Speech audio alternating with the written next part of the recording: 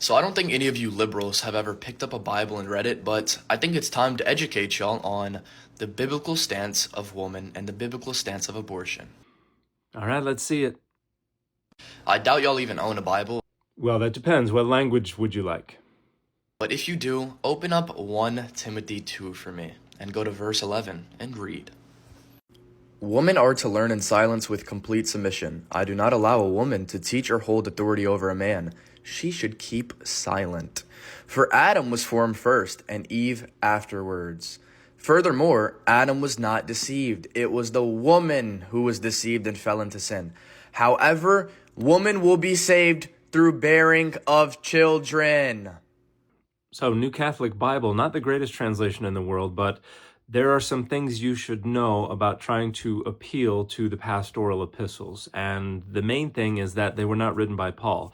They were written by someone pretending to be Paul decades after his death. And in this passage alone, there are two big ways that it directly contradicts the genuine Pauline epistles. One way is in this insistence on the complete silence of women.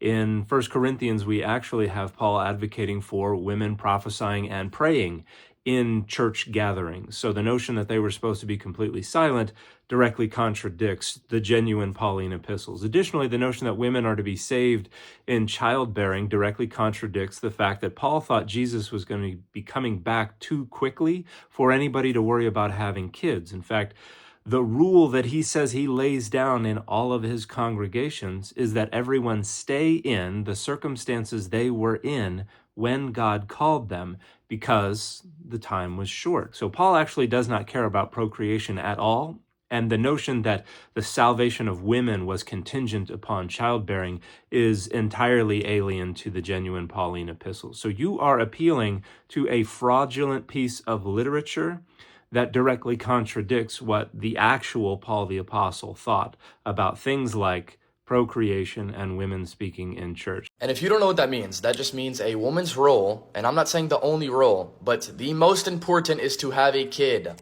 Nope. Paul thought everyone should be celibate anyway. And again, he told everybody, stay in the circumstances in which you were when God found you. And so procreation was not a priority at all for Paul. It was just a priority for someone who was lying about being Paul decades after Paul's death.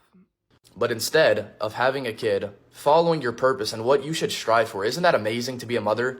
But instead, y'all would rather sleep with 100 guys and the babies. Fine guys. So lots of problems with your rhetoric here. To begin, it's not finding God to just mindlessly bray the costly signaling and the credibility-enhancing displays of Christian nationalism and right-wing authoritarianism and social dominance orientation. That's just petty and naive identity politics in search of some kind of validation. But you don't have to carry the water of awful people to find validation as a person. You don't need to do that. There are much better ways to go out there and establish yourself as a person. And advocating for the biblical stance on women and abortion is nonsense, because the Bible is not univocal. And you can only talk about the biblical stance on these things if you presuppose univocality, the notion that the Bible speaks with one single, unified, and consistent voice, and from one single, unified, and consistent perspective. There are no data that support that notion. That's just a dogma that a person chooses to accept, and you have chosen to accept it because you imagine that that is a key to helping you find greater access to power and to resources. Unfortunately, it requires demeaning, dehumanizing, and denying the agency and autonomy of more than half the people on the planet. And you go about it in a remarkably thoughtless way. The Bible says absolutely nothing about abortion.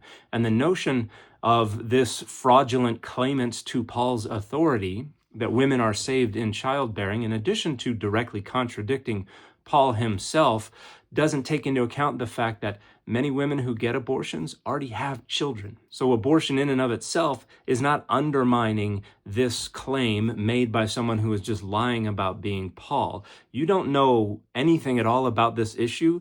You know very little about the Bible, and I would recommend that you get educated. You learn to think more critically, you learn to Google competently, and you grow out of trying to find validation by carrying water for awful, awful men. And the fit for this video, It's my University of Oxford hoodie.